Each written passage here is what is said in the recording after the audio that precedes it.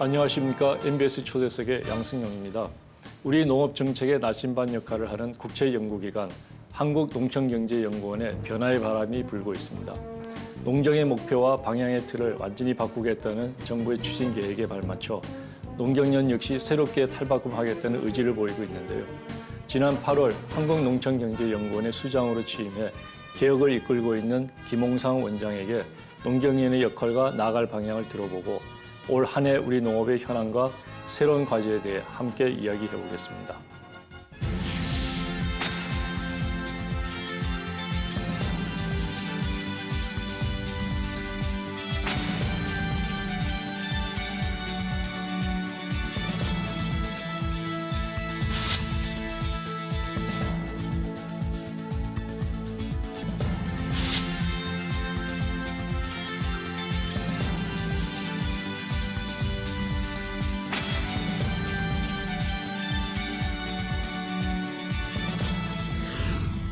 네, 오늘 스튜디오에는 한국농촌경제연구원의 김홍상 원장님 자리해 주셨습니다.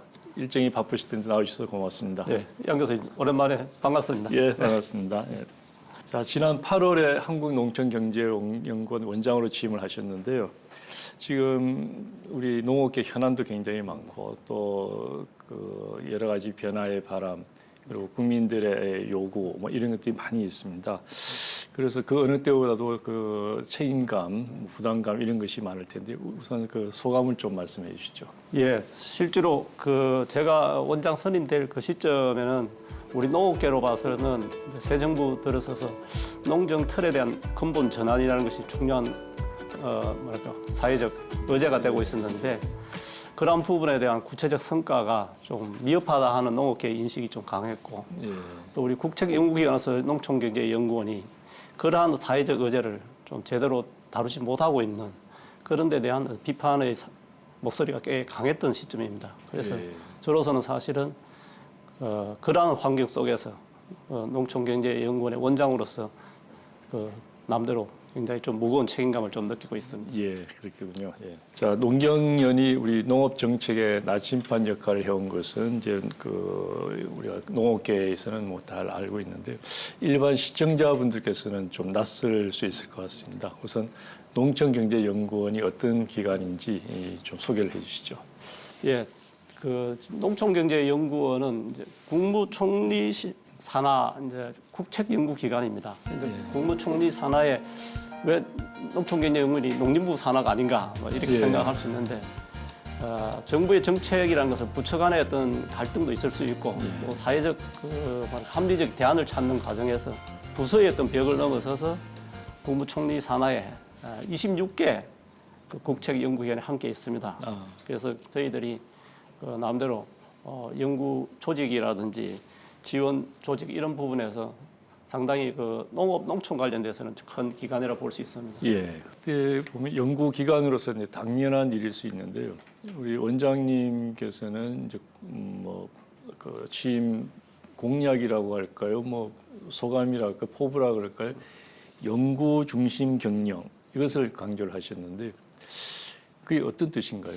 사실은 이제 저희 뭐 국책 연구 기관이라 하니까 뭐 연구를 아주 충실히 연구만 하는 기관처럼 느껴지지만은 저희들이 연구 결과의 성과 확산이라는 것도 있고 또 정책 연구 기관으로서 정부 정책 당국과 함께 어떤 제도 개선이나 이런 과정에서도 저희들이 함께 노력하고 협조하는 부분이 많습니다. 그러한 과정에서 우리가 좀 놓치고 있는 게 연구원은 현장의 농정 해난을 정책적인 언어로 논리화하고 거기에 대해서 근거를 마련하고 또 실제 사회적 갈등을 최소화하고 하는 이 노력이 가장 기본이라 생각을 하고 그렇죠. 거기에 대한 충실한 노력이 필요하다. 예. 그래서 좀 연구원에 기존에 어찌 보면 많은 연구자들이 참 바쁘게 살고 있습니다. 예. 근데 그 바쁜 부분이 기본에 충실한 과정의 바쁨으로 가서 자기 자신의 삶이나 자존감이나 또 성과를 좀 더 좋게 낼 수 있는 조직 문화를 좀 만들고 싶은 게 저희 뭐 바람이고 그래서 사실은 시작할 무렵에 취임사하면서 좀 미래를 그려내고 방향을 제시하는 연구원 뭐 이러면서 필요한 연구를 또 깊이 있고 속도감 있게 하는 연구원, 그리고 국민의 공감대를 이끌어내고 사회에 기여하는 연구원 뭐 이런 예. 좀 뭐랄까 좀 희망 사항을 좀 피력을 했는데 예, 그렇군요. 이제 얼마나 성과를 내고 실천할지는 또 연구원 구성원들과 예, 뭐 다양한 소통을 하면서 서로가 문제의식을 공유하고 예. 저로서도 연구자로서 이때까지 살아왔기 때문에 예. 또 연구자로서 갖는 애로도 서로가 듣고 성과를 좀 제대로 낼 수 있는 이런 노력이 필요하다고 봅니다. 보직과 연구를 병행한다는 것이 이제 쉬운 일이 아닐 텐데요. 그 연구 과제 발굴이나 또 운영 방법에 있어서도 어떤 변화가 있을까요? 저희들이 뭐 연구원 내에서 뭐 평가 시스템이나 이래 속에서 보면 아무래도 이제 보직을 맡고 하면 행정 업무가 늘고 하면 업무 로드가 좀 뭐 가중되었지만은 제가 취임사를 하면서 보직자가 연구를 중단하는 일은 없다. 예. 연구는 추가로 본인이 그야말로 솔선수범해서 구성원들에 대한 기여로 생각해달라. 예. 그래서 왜냐하면 대개가 보직을 맡으신 분들이 중견 이상으로서 좀 연구자로서의 자기 영역에 상당히 좀 전문성을 갖춘 분들이고 후배들로부터 또 남대로 좀 존경도 받고 또 리더로서 역할도 하는 분들인데 보직이 보직으로서 머물러 버리면 진짜 이 연구원이 연구의 어떤 핵심 의제를 놓칠 수도 있다. 예. 물론 이제 젊은 연구자들이나 구성원들이 자기 노력하에 그야말로 누적된 자기 고민을 풀어내고 그 속에서 새로운 의제를 발굴하고 저는 그런 각각 구성원들의 어떤 창발성이랄까 그런 거 매우 중요하다 봅니다. 그러나 이제 그 과정에서 우리 사회가 좀 하고 싶은 연구와 해야 될 연구가 적절하게 조화가 되려면 보직자들이 솔선수범할 수밖에 없다. 그래서 제가 우스갯소리로 보직이 힘들다고 그만둘 자격은 없다. 권리는 보직은 내가 임명하는데 당신이 선택할 수 있는 것은 우스갯소리로 갑질하는 용어를 썼습니다. 사표를 쓰는 건 당신의 권리다. 그랬더니 사람들이 이거 뭐 깡패다 이거 뭡니까? 그렇게 해서 조금 약간 우리 스스로 변화의 필요성이라는 게 원장 공모 과정에서부터 우리 사회가 농촌경제연구원에 대한 기대와 요구가 많았던 것을 우리 스스로 담지 않으면 후배들한테 좋은 조직을 넘겨줄 수도 없고 또 그런 면에서는 선배들로서 책임감이 있는 거 아니냐. 그래서 보직자들이 요즘 스트레스가 좀 많은 걸로 알고 있습니다. 그렇군요. 예. 변화라는 것은 뭐 항상 필요한 것이지만 또 조직에 있는 사람들 입장에서는 그때 또 감당하기 쉽지 않은 그런 부분도 있을 것 같습니다. 그 변화를 통해서 좋은 결과를 얻기 위해서는 조직원들과의 소통 이게 굉장히 중요할 것 같은데 그 소통을 잘 하시는 편인가요? 뭐 저로서는 뭐 열심히 한다고 하는데 그 평가는 아마 구성원들이 할 몫이라 생각합니다. 예, 그렇게 제가 얼마 전에 그 기획조정실장이나 몇 본부장이 힘들어서 못 해먹겠습니다 하니까 당신이 내 전생에 쏙 썩이던 남편이 있던 모양이다. 법을 갚아라. 이제 농담을 하고 시도 안 맥히는 얘기 그만하고 지금 고민되는 게 뭐요? 뭐 이런 얘기를 한 적이 있는데 아마 다들 좀 초기에 뭐 그런 변화를 모색하는 게 쉽지는 않을 거고 또 그런 과정에서 제가 강조하는 게 구성원들과의 소통은 원장이 하는 게 아니다. 그리고 원장은 임기 3년에 가는 거고 그 부서장들이 제가 주로 이제 4말 5초라는 표현을 씁니다. 40대 후반, 50대 초반. 당신들은 10년의 이후를 생각하고 사는 거고 그래서 10년 후를 바라보고 꿈을 꾸고 내가 3년 동안 할 수 있는 일이 뭔지 그걸 나한테 요구를 하고 또 그것을 함께 만들어가자 하는 게 제 어찌 보면 이제 바람이고 또 결국은 이제 그 친구들이 연구원에 저보다도 더 주인의식을 갖도록 하는 게 더 중요하다 생각합니다. 예, 연구 중심의 연구원을 만들겠다는 이제 말씀이 보직자들한테만 해당하는 것은 아닐 거고요. 전체 연구원들한테 이제 공이 해당하는 얘기일 텐데요. 제가 평소에 그 원장 취임하기 전에 그 농촌경제연구원의 연구 역량에 대해서는 어떻게 평가를 하고 계시는가요? 저는 사실은 우리 연구원의 그 연구자들의 개별 연구 능력은 대단하다 봅니다. 그런데 이제 국책연구기관이라는 게 우리 양 교수님도 예전에 농촌경제연구원에 좀 계셨잖아요. 보면 좀 자기가 강하게 자기 논리와 주장을 다 펼치지 못하는 어려움도 있을 수 있고 또 어떻게 보면 서로 상호 간에 어떻게 보면 이제 또 신뢰를 가지고 해야 되는데도 그 정부의 행정 부서의 어떤 벽이 있듯이 연구자들도 또 보면 약간 벽이 있는 건 사실입니다. 예. 그래서 이제 그런 부분을 어떻게 풀 것이냐.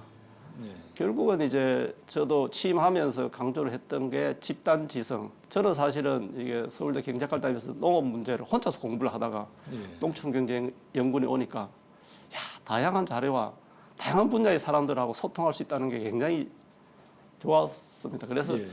연구원에 한 1년 있다가 딴 길을 가려고 그러다가 아. 그게 제 평생 직장이 됐고 또 결국 지금 원장까지 원장까지도 되셨군요. 하는 예. 이 상황이 됐는데 예.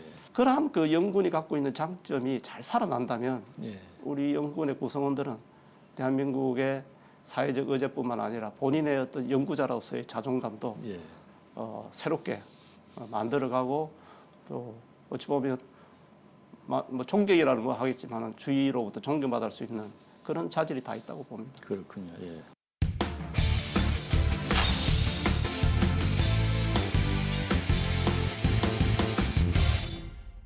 자, 농업계 입장에서는 이제 지지부진하게 느꼈던 농정 개혁이 이제 하반기부터는 좀 속도를 내고 있는 모양입니다. 농특위도 이제 출범을 했고요. 가시적인 성과는 아직 드러나지 않았지만 공익형 직불제도 이제 논의가 좀 되고 있고요. 이 흐름 속에서 농경연의 역할은 어떻게 돼야 된다고 보시는가요? 저는 이제 농경연의 이제 주요한 역할은 이제 사회적 의제, 가야 될 방향에 대한 확실한 논리, 거기에 대한 명확한 근거, 그렇게 해서는 제대로 분석된 데이터를 가지고 설득력이 있는 뭐랄까 좀 보고서를 내는 것이 가장 기본이라고 봅니다. 그렇죠. 예. 우리 양 교수님 뭐 잘 아시겠지만 이 공식 직불제도를 중심으로 한 이제 농정 기본 틀에 전환 얘기할 때 예. 당장 부딪힐 수 있는 것만 해도 벌써 굉장히 쌀 현안이 문제다, 많습니다. 뭐 유통 문제다, 소득 문제 복잡하지 않습니까? 맞습니다. 예. 그 과정에서 핵심 논제가 뭔가. 예. 그래서 저도 이제 최근에 우리 연구원의 연구 부분이 좀 두리뭉실한 연구 시절에서 이제는 그런 변화에 필요한 핵심 논제가 뭔지 어찌 보면 굉장히 구체적인 제도 개선일 수도 있고 예. 그런 부분에 대해서 우리가 보다 좀 깊이 있게 수기하는 연구 조직 문화 예. 이게 굉장히 중요하다고 봅니다. 그래서 그렇군요. 예. 우리 연구원이 보다 좀 체계적인 연구, 깊이 있는 연구, 예. 또 미래를 좀 그려낼 수 있고 방향을 제시할 수 있는 이게 저희 연구원의 몫이라고 봅니다. 올 한 해 농업계에 굉장히 현안들이 많이 있는데요. 우리 원장님께서 꼽는 2019년 현안 가장 큰 게 뭐라고 생각하시는지요?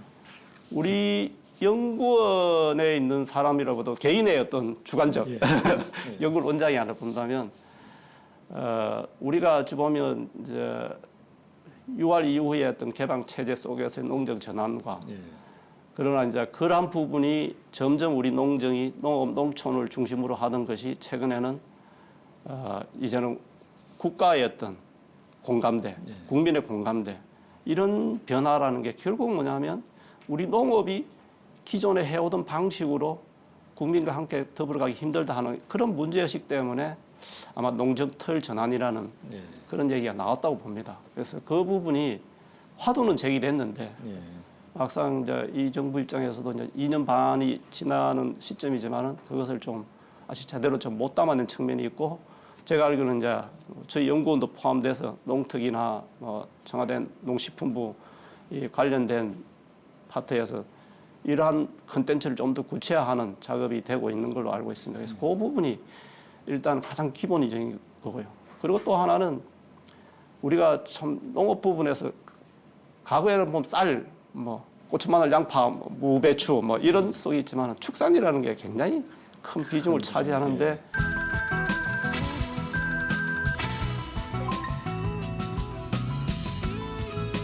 이미 ASF 아프리카 돼지열병도 그렇지만은 또 겨울에 또 어떻게 될지 모르지만은 이제 AI도 또 걱정이 되고요. 구제역도 그렇고 또 그 과정에서 우리나라 축산이 그 사회적 그 비용을 제대로 감내하지 못하면서 또 비판도 있고 그래서 지속 가능한 축산 이 부분을 어떻게 할 것이냐 그리고 이제 농촌의 어떤 고깃집 직불하고 논란이 되는 부분에서 우리 농업인들이 좀 더 뭐 사회적 기여 속에서 당당한 농업인으로 되는 예.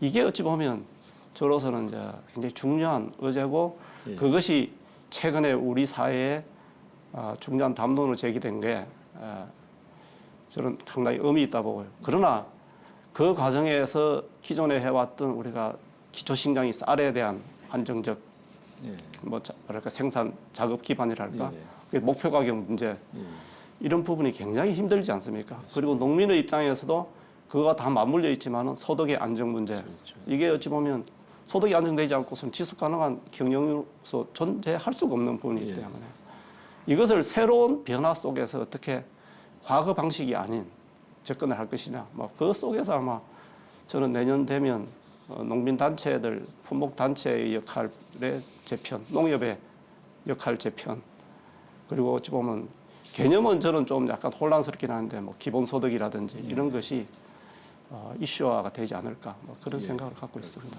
역시 우리 농업이 당면 현안들이 크고 중요한 것들이 많아서 뭘 하나를 꼽기는 참 어려운데요. 참 어려운 부분입니다. 그 최근에 우리가 이제 WTO 국제무역기구 상에 있어서 이제 농업이 개도국이었던 그 지위를 포기한 그 정부의 선언이 있었습니다.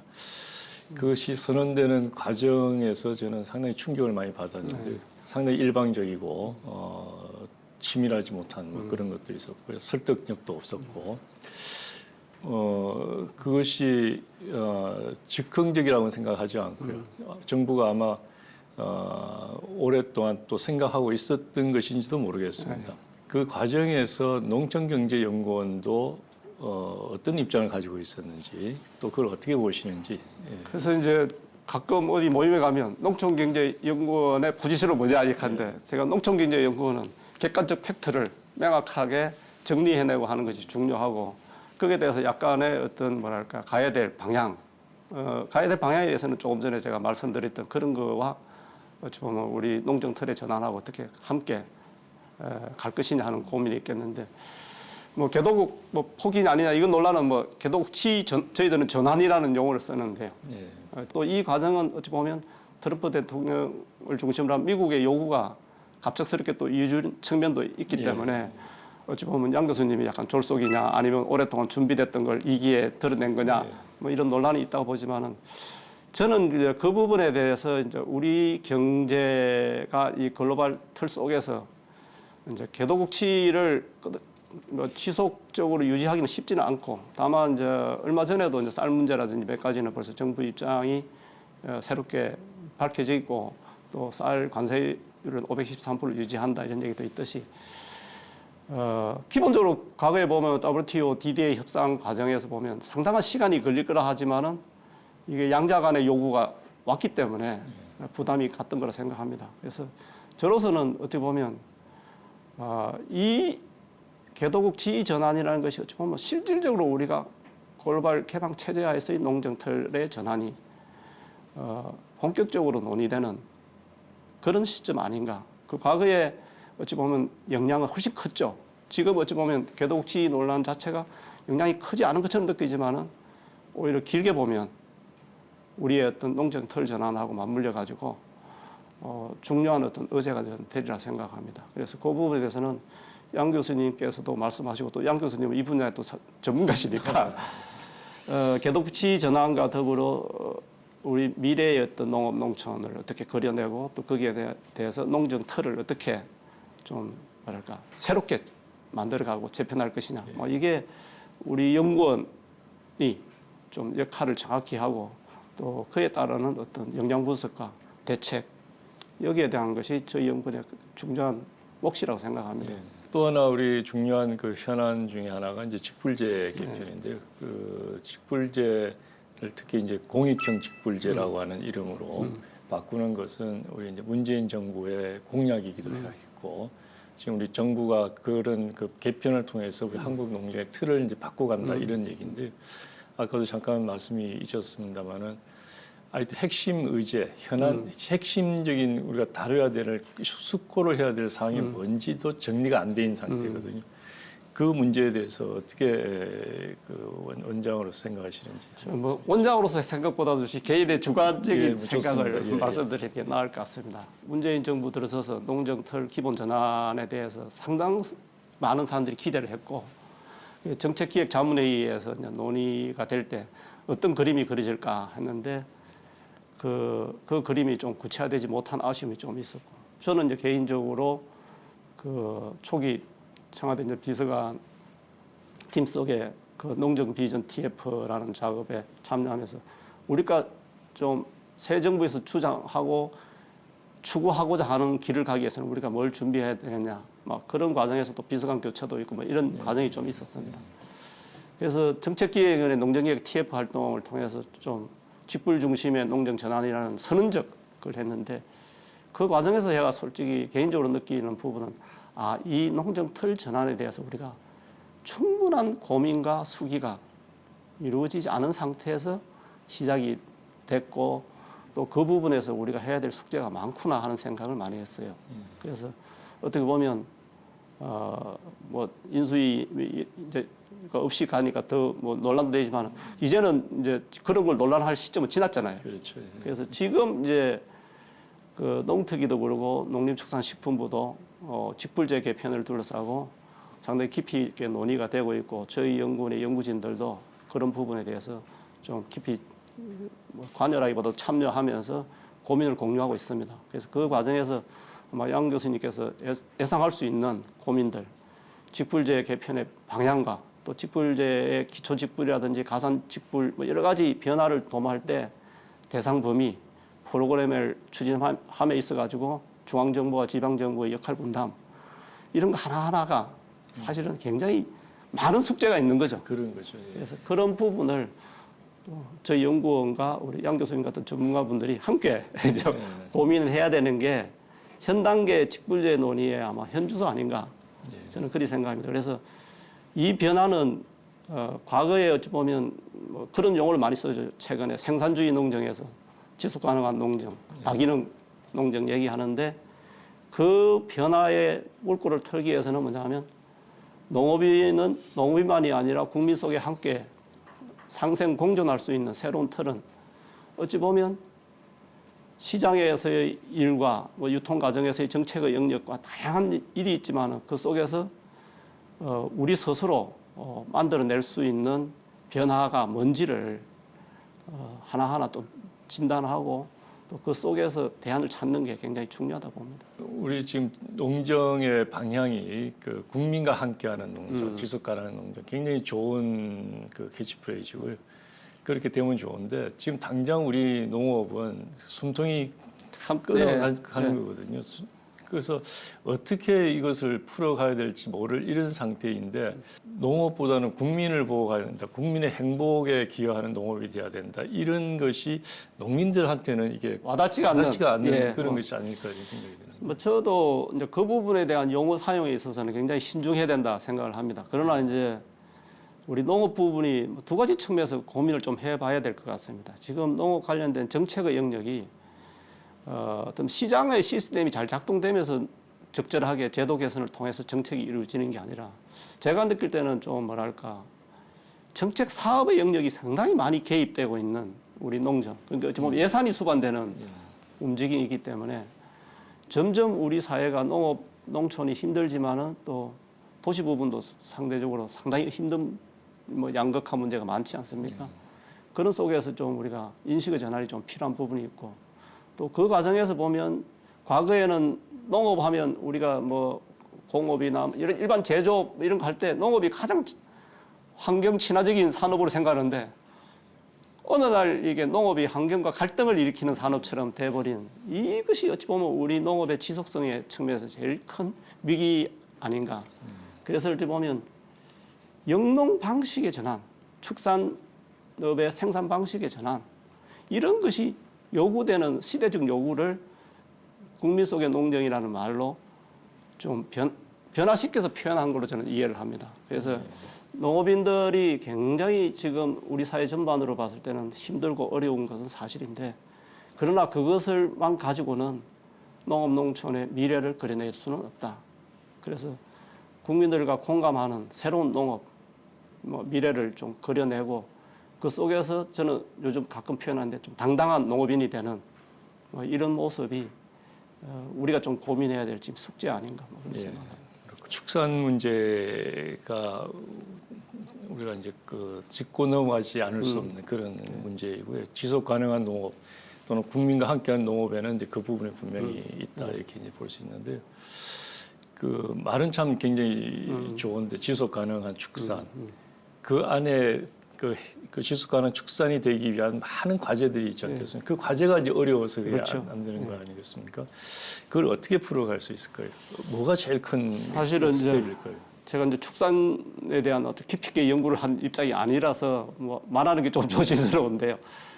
저는 이제 최근에 이제 저희 연구원과 이제 농림축산식품부 관계 속에서 원장이 처음 되고 나서 농식품부에는 보면 축산 정책국이 있고 예. 방역국이 있고 그 두 개 커다란 국인데 농촌기념원에 축산실도 없다. 축산실을 복원하라 그랬어요. 예. 지금 우리가 좋든 싫든 우리가 탄수화물, 단백질 할 때 단백질 공급으로서 축산이 차지하는 비중이 크고 굉장히 커졌죠. 지금. 농업의 산업 비중이 지금 뭐 양돈 같은 경우 쌀을 능가하는 이런 변화와 우리의 일자리, 산업 다 복합하게 얽혀 있는 거지만은 우리 사회에 국민 속에 함께 공존하는 기초 산업으로서의 농업이 어떻게 존재할 것이냐 하는 부분에 대해서는 축산업 같은 경우는 생산 방식, 관리 방식에 대해서 근본적인 고민이 필요하다. 그래서 저희 연구원의 환경자원센터에 있는 분들하고 축산이 좀 함께 연구를 했으면 좋겠다. 예. 이제까지는 사실은 서로 다른 영역으로. 아, 그렇습니까? 그래서 제가 얼마 전에 국가물관리위원회 뭐 허재영 위원장님이 이제 국가물관리 체계 개편 속에서 발표를 하신다기에 제가 원장 되고 나서는 토론을 일치 안 나갔는데 그건 위원장이 그래도 하시니까 좀 원장님이 좀 나와서 코멘트 좀 해달라 해서 하면서 그런 얘기를 좀 했습니다. 농업용수나 이런 자원관리나 물 문제가 국가물관리위원회의 가장 핵심은 수량 수질을 통합관리하고 유역단위 중심의 주민 참여형 관리의 어떤 전환을 굉장히 강조하는데 그 부분에 대해서 우리 농업용수가 상당히 민감하고 농민들은 이제 물 이용료에 대한 논란도 있을 수 있는데 오히려 그거보다도 수량 수질의 통합 관리에서 양분 관리, 축산 부분뿐만 아니라 우리가 경정 농업에서도 사실은 다양한 양분 관련된 비료 농약 투입 부분이 있지 않습니까? 그 부분에 대해서 참 우리 연구원이 독자적으로 연구하기 쉽지 않고 진흥청도 기술적으로 하기도 힘들고 그래서 제가 환경부, 농림축산식품부 이런 그와 어떤 협력 속에서 저희들이 환경재평가연구원, 농촌경제연구원이 국가물관리위원회나 이런 데서 의제를 좀 구체화하고 그런 의제를 미래를 준비하면서 하는 그런 과정들을 통해서 축산업이 변화해야 수 있는 영역 또 변화해야 될 부분을 좀 더 구체화하는 과정이 필요할 것 같아요. 지금은 막연히 저 축산업 저래 갖고 되겠어? 사실 그거는 어찌 보면 무책임한 거죠. 그분들은 생존의 문제고. 그렇습니다. 그래서 그 의제가 좀 구체화되지 못한 상황 아닌가. 그래서 그런 부분에서는 저희 연구원도 자기 반성이 필요하고 또 그 속에서 그 의제들을 좀 더 구체화시키고 명확히 해서 정책적 언어로 좀 저희들이 전환해서 정책 당국이 보다 사회적 갈등을 최소화하면서 변화를 모색할 수 있도록 뭐 지원하는 게 뭐 저희들 역할 아닌가 뭐 그런 생각합니다. 우리 농업의 공익적 가치가 있다 이렇게 얘기를 하면은 한쪽에서는 농업이 그 부정적인 그런 역할, 기능, 환경 오염이라든지 뭐 수질이라든지 이런 것을 강조를 해서 그 농업의 공익적 가치를 인정할 수 있느냐 이런 이제 얘기가 있거든요.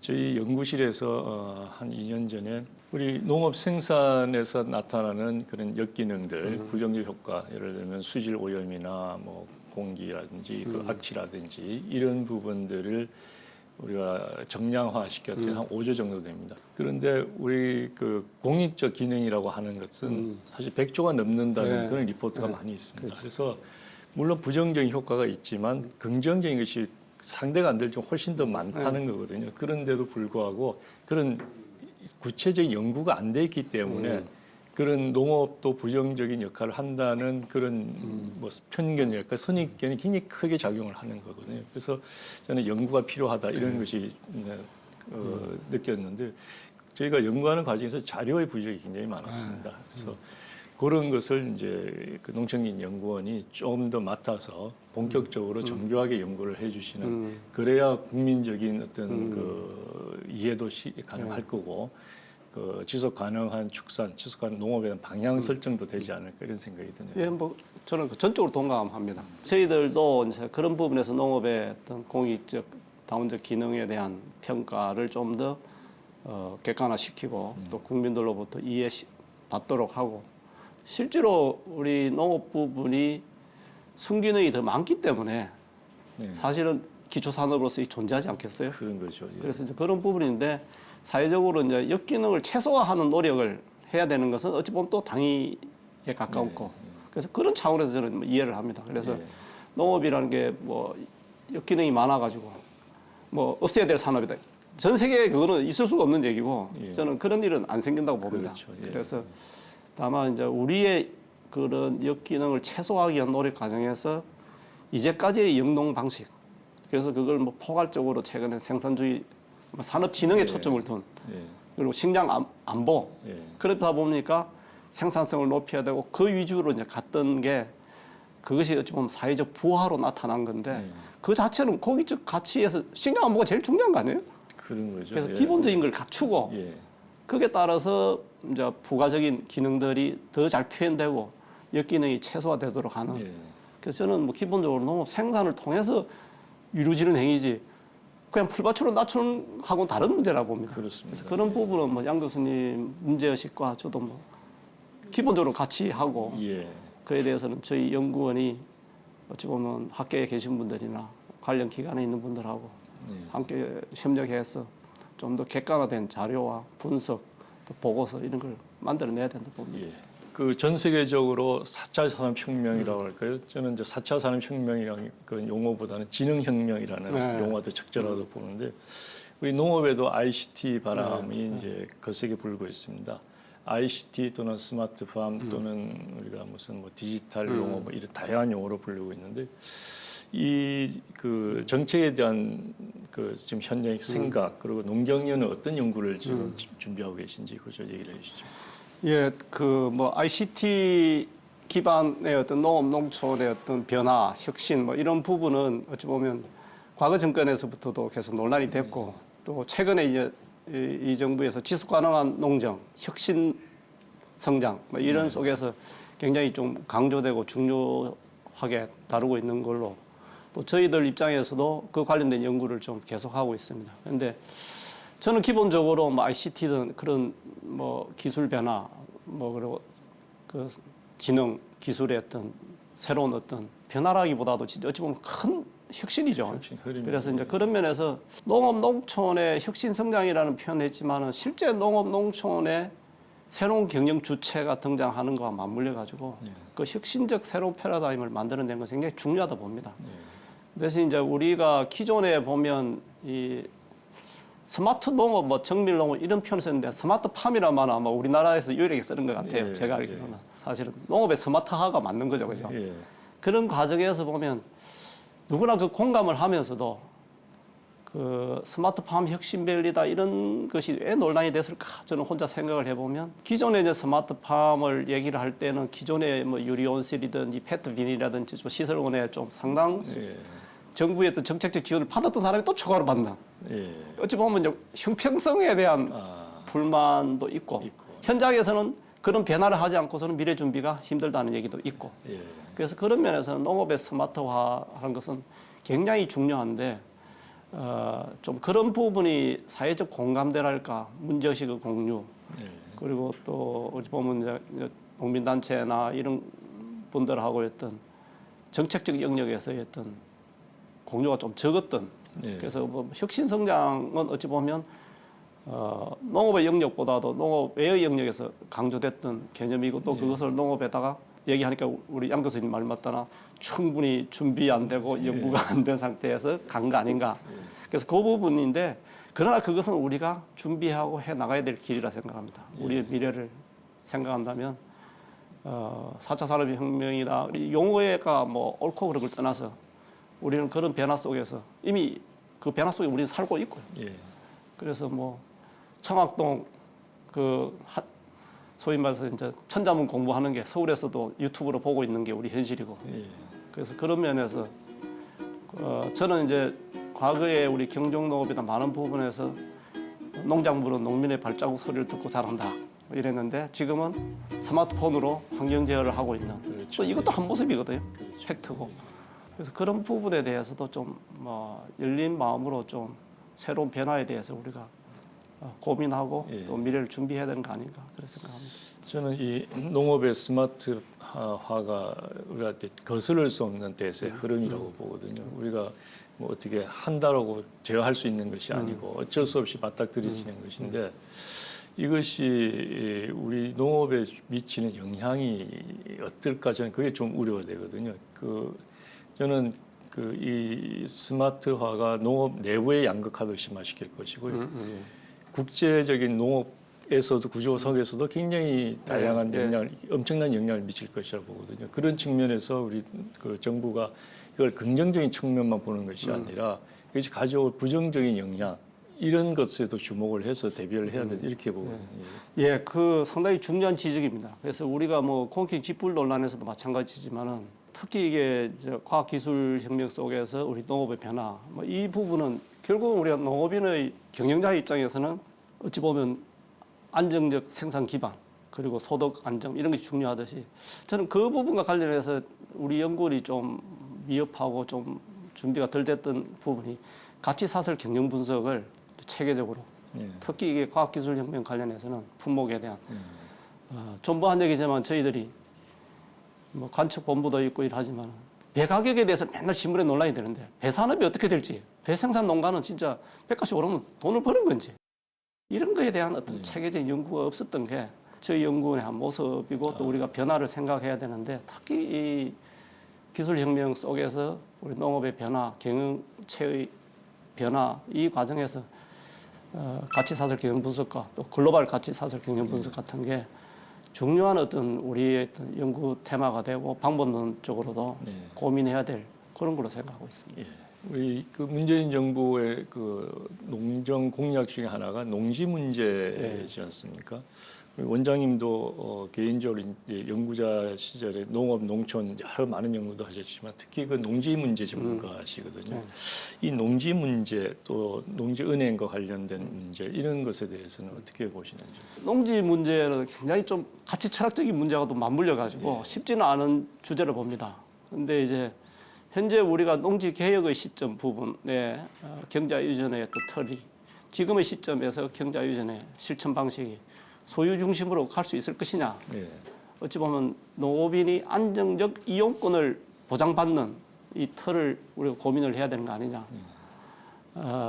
뭐 이거 우스갯소리인데 제가 원장 하는 과정에서 뭐 검증 과정이라는 게 있습니다. 그런데 자체적으로 그걸 질문을 하더라고. 농민단체의 주장과 박사님의 주장이 좀 다르던데 왜 그러냐. 그래서 제가 검증하면서 이런 것도 묻냐 제가 그랬더니 그런 것 같아요. 농업계에서 굉장히 중요하고 민감한 부분인데 어찌 보면 사회적 갈등도 있을 수 있고 근데 제가 아주 심플하게 얘기했습니다. 지금 농지값이 8만 원, 10만 원 이렇게 한다고 그랬을 때 소유를 통해서 확보할 수 있는 방법이 있나? 지금 현재 우리가 기농, 기촌 얘기하면서도 농지에 대한 접근성이 굉장히 논란이 된 거는 농지 가격의 문제인데 우리가 사회주의 정권이 아닌 한 그 가격의 문제를 그렇게 풀 수는 없다. 그래서 그 부분에서 소유와 이용에 대해서는 좀 재검토가 필요하다 그러고 실제로 2005년부터 농지은행 사업이라는 게 들어왔는데 사실은 그거는 제가 2003년에 안식년 갔다 들어와가지고 그때 이제 안식년을 하면서 제 스스로 미래의 농정 이슈는 농지 부분 관련해서 뭐가 이슈일까? 그때 제가 생각했던 게 미래의 농업 경영자가 들어오는 데 있어가지고 장애 요인과 애로를 뭘 풀어야 될까? 그 관련해서 가장 먼저 부딪히는 게 농지 접근성인데 현행농지법은 뭐냐면 내가 농지를 경자유전 틀 속에서 내가 사면 바로 경작을 해야 돼요. 안 되면 불법이에요.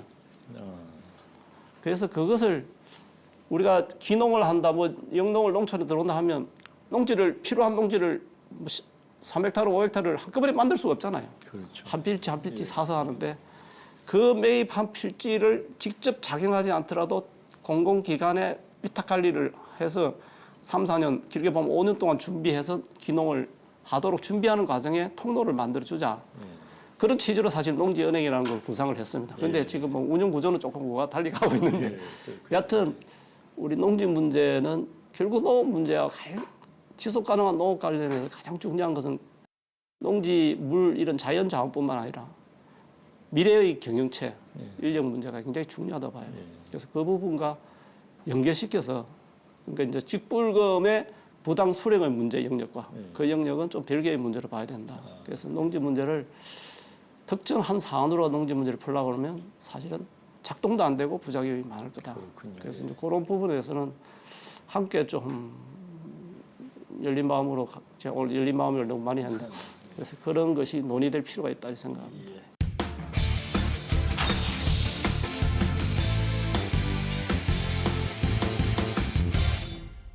자, 2019년도 이제 한 달 채 남지 않았습니다. 농업인들 올 한 해 참 어렵게 그 농업 경영을 하시고 언제 보내게 될 텐데 이제 새해를 뭐 또 맞이하게 됩니다. 2020년에 그 농업계를 뜨겁게 다룰 현안이 무엇일지 한번 전망을 해주시죠. 저는 이제 지금 당장 우리가 국회에서도 그렇고 이제 논란된 게 공익형 직불 중심으로 전환 과정에서 이제 쌀 목표 가격 문제라든지 축산업의 재편이라든지 이런 부분이 굉장히 이슈가 됐듯이 이 사안은 단발적으로 끝날 사안이 아니고 내년도에 굉장히 중요한 이슈라고 생각합니다. 그래서 아마 올해 그 논의 같은 게 농특위에서 뭐 그런 논의를 좀 주도적으로 하면서 뭐 농림부나 청와대나 저희 연구원이 모두 다 고민하고 있는 건데 또 내년에 그런 준비를 하고 또 국회나 이런 것은 또 예산 구조가 4월 되면 또 그런 것이 또 시점이 또 중요하니까 또 내년 2월 같으면 아마 제가 알기로는 농식품부에서도 새로운 농정 틀 속에서의 어떤 옛날 같으면 농발대책이라 할 수 있나 그런 식의 준비를 제가 하는 걸로 알고 있는데 그런 것이 좀 구체화되는 과정 그 과정 속에서 제일 논란이 되는 게 어떻게 보면 앞서 얘기했던 공익적 직불 관련된 주요 현안들 그리고 수급 안정 그리고 이제 소득 관련된 어떤 변화 그런 부분에서 앞서 말씀드렸듯이 이제 어찌 보면 내년에는 뭐 기본소득 같은 것도 상당히 이슈가 되지 않을까. 생산자 단체의 변화. 특히 생산자 단체가 그 유통에서의 해야 될 역할 이런 부분은 저는 굉장히 중요한 영역이고 그렇습니다. 정부가 유통 문제를 이거 뭐 하겠다고 나서는 거는 공분들도 국회에서 요구하고 농단 요구하니까 막 하는 거지만은 이거는 진짜 한번 냉정하게 판단해야 될 문제 아닌가. 그래서 그 역할은 중요한데 지금 같은 역할 수행 방식은 좀 재검토할 필요가 있다. 이제 그렇게 생각하고 이제 결국은 이제 최근에 우리 농업의 미래를 생각한다면 조금 전에 말씀드리고 농지 문제 얘기하면서 했듯이 결국은 이제 농업 농촌의 미래를 담당할 주체들 문제. 여기에 대해서 이제 막연히 농촌에 새로운 일자리가 많이 생겼다가 아니라 제대로 된 경영. 그리고 또 하나 더 나간다면 이제 우리가 이제 다문화 가정도 그렇고 여성 농업인의 역할. 왜냐하면 지금 쌀 중심은 거의 기계가 다 됐잖아요. 쌀 위의 품목은 노동 투입 방식이 여성 노동이 굉장히 중요한 부분인데 과연 이 틀로 계속 우리 사회가 갈 것이냐? 그건 아닐 거라 생각합니다. 그래서 그 부분에 대해서는 역할에 맞는 지위와 권리 그런 부분에 대해서는 내년 되고 또 뭐 우리 농업 정책이라는 것은 또 정치적 지형하고 완전히 뭐 분리되신 거 아니고 내년에 총선도 있고 또 내후년 지나고 나면 또 뭐 대선이라는 것도 있기 때문에 정부의 어떤 정책의 어떤 방향과 정책의 틀이 논란이 좀 되지 않을까 그런 부분에 대해서 저는 좀 생각하고 있습니다. 자, 우리 그 원장님하고 많은 얘기를 나누다 보니까 이제 어느덧 시간이 다 됐네요. 이제 마지막으로 한 해를 마무리하고 새해를 이제 준비하는 지금 우리 농업인들 그리고 일반 시청자들 위해서 한 말씀 해주시죠. 저는 이제 모르겠습니다. 이게 저도 남대로 이제 이 분야에 30년 이렇게 가까이 이렇게 살면서 이제 연구자로서 살아오면서 느끼는 부분입니다. 앞서 얘기했던 농업인들이 좀 당당한 농업인이 좀 될 수 있는 방법이 뭘까 이 고민을 하고 제가 어제 보성차 세계 박람회 코엑스 모이스 갔더니 차를 따라주는 친구가 젊은 여성이었어요. 그래서 그 어디 요 다원에 따님이냐 그러니까 아니다 그래요. 그럼 어디서 왔냐 그러니까 제주도에서 왔대요. 그래서 이제 차에 대한 관심이 있는데 제주도는 아무래든지 기업 그런 쪽이 있는데 차에 대한 문화와 역사, 재배, 또 차문화 뭐 이런 거는 오히려 이제 이 남부 지역 그래서 자기가 보석을 찾아왔다가 영농조합법인의 산여체에 있다고 그러더라고요. 그래서 그러면서 어떻게 보면 농업 농촌이 우리 영농뿐만 아니라 최근에 우리 농촌의 뭐 새로운 변화에 대해서 사람들이 자기의 꿈을 실현할 수 있는 공간으로서 농업이란 산업도 좋고 농촌이란 공간도 좋고 그러한 것을 만들어가는 과정이 굉장히 중요하고 또 그것이 어찌 보면 우리의 국가사회 전체의 미래, 국토 공간의 지속 가능한 모습 이런 거 아닌가 그래서 조금 요즘은 새로운 어떤 변화 속에서 기존의 이제 농업인들의 어려움을 풀어내는 것도 중요하지만 또 그런 변화를 어떻게 그려내고 또 거기에 따라서 함께 노력하는 모습들이 생길까 이게 요즘 저로서는 좀 고민하고 있는 부분입니다. 우리의 어떤 농정의 지금 변화의 과정은 어찌 보면 농업인들 입장에서 굉장히 어려운 과정이라 봐요. 특히 우리가 양 교수님 말씀했듯이 농정 틀 전환, 공익형 직불 이 얘기 속에서 보면 이제까지의 어떤 그 살아오는 방식에 대한 변화도 좀 요구를 받고 있기 때문에 그런 변화 부분 그리고 정부의 역할에 대해서도 과거와 다르게 나타나는 부분 그리고 생산자 단체의 역할이 되려면 결국은 그 주체로서의 농업인이 생산자 단체의 변화의 주체가 될 거다. 근데 지금은 이제 생산자 단체의 변화나 이런 거는 전문가 집단의 요구에 의해서 하나의 어떤 의제가 되는 수준인데 이제는 그런 부분을 구체적으로 실천하는 분들이 결국 농업인이고 농업인 스스로 변화를 도모해야 된다 생각하고요. 그리고 일반 국민들 입장에서는 우리 양 교수님께서 아까 말씀하셨듯이 농업, 농촌이 갖고 있는 다양한 가치를 좀 이해하고 또 우리 사회를 요즘 뭐 포용이라는 용어가 상당히 중요한데 농업, 농촌 공간이 포용되지 않고 대한민국이 미래가 그려내기가 쉽지가 않다. 또 그런 면에서 또 농업, 농촌의 공간도 앞서 얘기했듯이 하나의 새로운 꿈을 실현할 수 있는 공간으로 이해할 수 있는 그런 변화에 좀 서로가 함께 고민하는 사회적 변화가 좀 일어났으면 합니다. 예, 잘 알겠습니다. 자, 우리 한국농촌경제연구원이 이제 새로운 수장을 맞이하고 새로운 변화의 바람으로 이제 나아가기를 이제 시작을 했는데 원하시는 것까지 목표를 잘 달성하고 우리 농업 농촌을 위한 정말 필요하고 역할을 잘할 수 있는 농촌경제연구원을 만들어 주시기 바랍니다. 많이 도와주세요. 고맙습니다. 예. 국가 존립의 토대이자 생명산업인 농업이 우리 사회의 근간 산업으로 경쟁력을 갖기 위해서는 정책 연구를 담당하는 한국농촌경제연구원의 역할이 적지 않습니다. 특히 지금은 농정틀 전환이 추진되는 중요한 시기인데요. 농업 농촌 정책의 최대 전문가 집단인 농경인이 사회적 책임감과 선명의식을 가지고 우리 농업 농촌의 미래와 발전 방향을 주도적으로 이끌어 나가길 기대해 봅니다. 함께해 주신 여러분 고맙습니다.